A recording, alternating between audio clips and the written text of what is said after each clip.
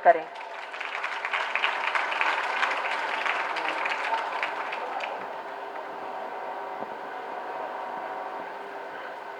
आज इस समारोह के उद्घाटनकर्ता हमारे माननीय मुख्यमंत्री बिहार परम आदरणीय श्री नीतीश कुमार जी, शिक्षा विभाग के मंत्री और इस आज के मुख्य अतिथि श्री विजय कुमार चौधरी जी, मुख्यमंत्री के प्रधान सचिव श्री दीपक कुमार जी, शिक्षा विभाग के अपर मुख्य सचिव श्री दीपक कुमार सिंह जी, वित्त विभाग के प्रधान सचिव श्री एस सिद्धार्थ जी, शिक्षा विभाग के सचिव श्री असंगबा जी, पाटलिपुत्र विश्वविद्यालय के कुलपति professor R K Singh ji, Nalanda open university के कुलपति प्रोफेसर केसी सिन्हा जी, रूसा के vice chairman Shri professor Kameshwar Jha ji, उच्च शिक्षा विभाग के निदेशक प्रोफेसर रेखा जी,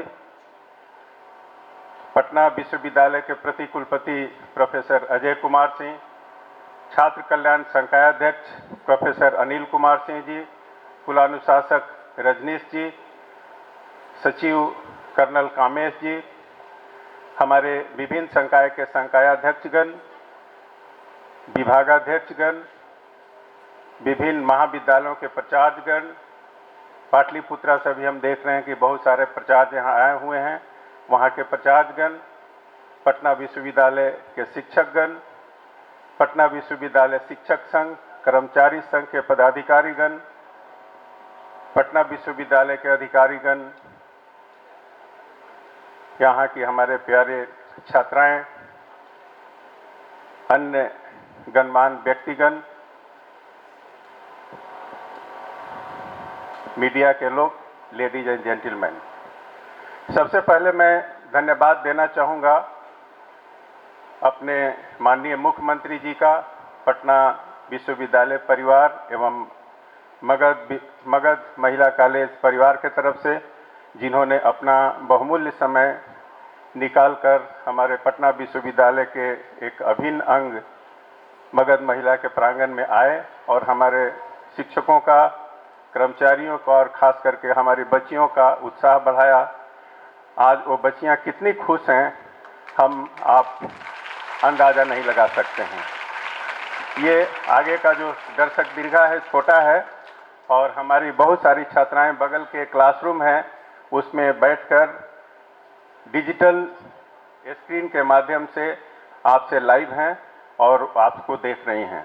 आपसे बहुत उनको उम्मीद है और आपने जो यहाँ की स्थिति, छात्रावास की जर्जर स्थिति थी, इन बच्चियों को जर्जर छात्रावास से, जो आज छात्रावास आपने भ्रमण किया, जो एक स्टार नुमा होटल से कम नहीं है, अगर उसमें शिफ्ट करती हैं तो आप समझ सकते हैं सर उनकी क्या ये होगी। तो बहुत पटना विश्वविद्यालय के तरफ से बहुत बहुत धन्यवाद सर, हम आभार व्यक्त करते हैं। आज इस सभा में उपस्थित हैं हमारे शिक्षा मंत्री, शिक्षा विभाग के अपर मुख्य सचिव भी हैं और शिक्षा विभाग के निदेशक रेखा जी भी हैं। सारे उच्च अधिकारी शिक्षा विभाग के उपस्थित हैं। जो हमारे विश्वविद्यालय के कार्यकलाप अभी चल रहे हैं, 2-3 मिनट में मैं चाहूँगा आप सब के समक्ष रखूं। जब हम लोग सितंबर 2020 में ज्वाइन किए, कोरोना काल था, थोड़ा सा रिलैक्सेशन था, बच्चे इधर से उधर दौड़ रहे थे नामांकन के लिए, कभी इस कॉलेज कभी उस कॉलेज। एक सप्ताह हम लोगों ने देखा, प्रतिकुलपति है उन लोगों के साथ, ऑफिसर के साथ मीटिंग की और हम लोगों ने तुरंत डिसीजन लिया कि एडमिशन इन लोगों का सेंट्रलाइज जरूरी है और हम लोगों ने ऑफलाइन मोड में सेंट्रलाइज एडमिशन करके बच्चों का जो भी प्रॉब्लम था उसको हम लोग सॉल्व करके ऑफलाइन मोड में एडमिशन पूरा किए। इसके बाद जो भी डिफ़िकल्टीज ऑफलाइन मोड की थी, तुरंत हम लोगों ने IT सेल डेवलप किया पटना यूनिवर्सिटी में। उसके तहत UMIS के थ्रू हम लोगों ने पिछले बार जितने भी एडमिशन UG के हों, PG के हों, सारे ऑनलाइन मोड में हम लोगों ने एडमिशन 100% कंप्लीट किया, उसमें कोई त्रुटि कहीं से नहीं मिली। हमारे आज छात्र छात्राएं एडमिशन के साथ रजिस्ट्रेशन भी ऑनलाइन कर रही हैं, परीक्षा फॉर्म भी ऑनलाइन कर रही हैं। इस तरह से हम कह सकते हैं कि सेमी पेपरलेस की तरफ हम लोग आ चुके हैं। हमारे बच्चे घर बैठे एडमिशन के लिए अप्लाई करते हैं, एग्जामिनेशन के लिए फॉर्म भरते हैं, रजिस्ट्रेशन के लिए फॉर्म भरते हैं। जो दर दर भटकना पड़ता था वो आज के दिन में नहीं है। पटना विश्वविद्यालय का इतिहास, सर आप दोनों महानुभाव इसी महाविद्यालय के छात्र रहे हैं, आपसे ज़्यादा कोई नहीं जानता है जो यहाँ का इतिहास रहा है। यहाँ के जो इतिहास, जो गौरव था पटना विश्वविद्यालय का, यहाँ के छात्रों और शिक्षकों के तरफ से था। हमारे शिक्षक, देश विदेश में शिक्षकों की ख्याति थी। ख्याति इसलिए नहीं थी कि यहाँ किस तरह का अच्छा कैंपस है, अच्छा क्लासरूम है, बल्कि उन लोगों का जो काम था, रिसर्च का जो काम था, रिसर्च उनका पब्लिकेशन देश विदेशों में था और पब्लिकेशन के आधार पर पटना विश्वविद्यालय जाना जाता था। आज मैं कुलपति हूँ, लेकिन हमको कहने में कहीं कतई ये नहीं है कि अभी आज के दिन में जो हमारा पुराना इतिहास है उससे हम लोग नीचे आ चुके हैं, और लेकिन हम लोग उसको दोहराने की कोशिश पूरी तरह से कर रहे हैं। आपका साथ भी हम लोगों के साथ है। इसमें पिछले साल नैक का टीम आई थी, हम लोगों को मुश्किल से B+ ग्रेड प्राप्त हो सका, ए नहीं मिला। ए प्राप्त करने की दिशा में हम लोग प्रयासरत हैं। आपको मैं बता दूं, अभी सर पिछले 5 से 6 महीने में 108 रिसर्च प्रोजेक्ट सबमिट किए हैं हमारे शिक्षकों ने, जो कि पिछले कई दशकों का एक रिकॉर्ड है। और ये रिसर्च प्रोजेक्ट अभी अप्रूव्ड होना शुरू हो गए हैं। तो अगर इतने रिसर्च शुरू हो गए तो कोई रोक नहीं सकता हमारे इतिहास को पूरा दोहराने में। जहाँ तक हमारे विद्यार्थी इसका रिसर्च स्कॉलर हैं, उसमें भी हम लोगों ने तब्दीली की है। हर 6 महीने में बच्चा अपना रिपोर्ट सबमिट करते हैं यूनिवर्सिटी को, डिपार्टमेंटल काउंसिल के माध्यम से। उनका जो भी पब्लिकेशन होता है उसमें हमने कंपलसरी कर दिया कि जो उनके सुपरवाइजर हैं उसका जो भी पेपर छपे में उनका नाम भी रहेगा, जिसके चलते उनका नाम रहने से उस पेपर की क्वालिटी में बढ़ोतरी हुई है और अच्छे जर्नल्स में हमारे पब्लिकेशन छप रहे हैं। तो रिसर्च के क्षेत्र में हम लोग काम कर रहे हैं। हम उम्मीद करते हैं कि इसमें हम लोग आगे आ जाएंगे। सबसे बड़ा सर, एकेडमिक रिफॉर्म की तरफ हम आपका ध्यान आकृष्ट कराना चाहेंगे। अभी पूरे बिहार में कहीं भी यूजी में सेमेस्टर सिस्टम लागू नहीं है, जबकि पूरे देश में सेमेस्टर सिस्टम लागू है। इसके लिए हम लोगों ने पिछले नवंबर में 1 महीने 5 से 8 बजे 3-3 घंटे हर डिपार्टमेंट से अलग अलग मीटिंग करके इसका कोर्स स्ट्रक्चर बनाए, सिलेबस बनाए और चॉइस बेस्ड क्रेडिट सिस्टम के तरफ हम लोग बढ़ रहे हैं। इसका प्रपोजल हम लोग शिक्षा विभाग में सबमिट कर चुके हैं। मेरे ख्याल से हायर एजुकेशन काउंसिल आज जैसा कि बता रहे हैं कि अप्रूव्ड हो चुका है, राजभवन में जा रहा है।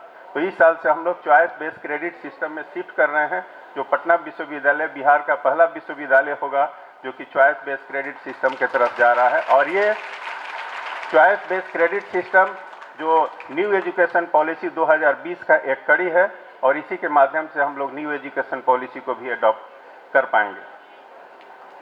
जहाँ तक सर विश्वविद्यालय का इंफ्रास्ट्रक्चर है, आप दोनों सर यहीं के विद्यार्थी रहे हैं। आज भी विश्वविद्यालय में जाएंगे, जो ऑफिस है, जो अकाउंट सेक्शन है, जनरल सेक्शन है, एकेडमिक सेक्शन है, वही टेबल, वही अरेंजमेंट, सब कुछ वही है, कोई चेंज नहीं हुआ है।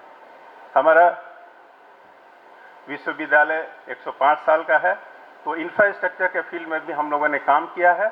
और जो आपको पता है कि बिहार सरकार द्वारा हमारे शिक्षा मंत्री के सहयोग से कैबिनेट ने 147 करोड़ का 2 प्रोजेक्ट एकेडमिक और प्रशासनिक भवन दिया है, और हम उम्मीद करते हैं कि माननीयों के द्वारा अगले 1-2 महीने में उसका भी शिलान्यास हो जाएगा।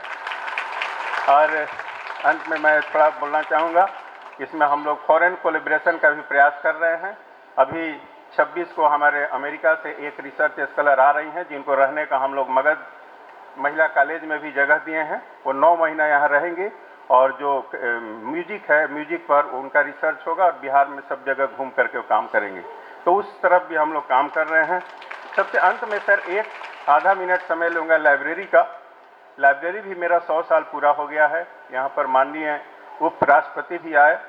हमारे विश्व लाइब्रेरी में करीब 2.5 से 3 लाख किताबें हैं, लेकिन अभी भी वहाँ ऑटोमेशन नहीं है। उसको ऑटोमेशन की बहुत ज़रूरत है। उसको ऑटोमाइज करने के लिए हमको करीब 1 से 1.5 करोड़ रुपए की आवश्यकता है। अगर जो भी मगध महिला की प्रधानाचार्य ने जो भी कुछ डिमांड रखी हैं उसमें डेल्टा अगर ऐड कर दें 1-1.5 करोड़, तो हम लोग लाइब्रेरी को हम लोग ऑटोमाइज कर देंगे और हम लोग इसको इंटरनेशनली उस लाइब्रेरी को जोड़ पाएंगे। बहुत सारे पुराने अच्छे अच्छे किताब है। इन्हीं शब्दों के साथ हम बहुत बहुत धन्यवाद सर, आप लोगों ने समय दिया हमारे विश्वविद्यालय में, हमारे शिक्षकों का, छात्राओं का मान बढ़ा। बहुत बहुत धन्यवाद सर।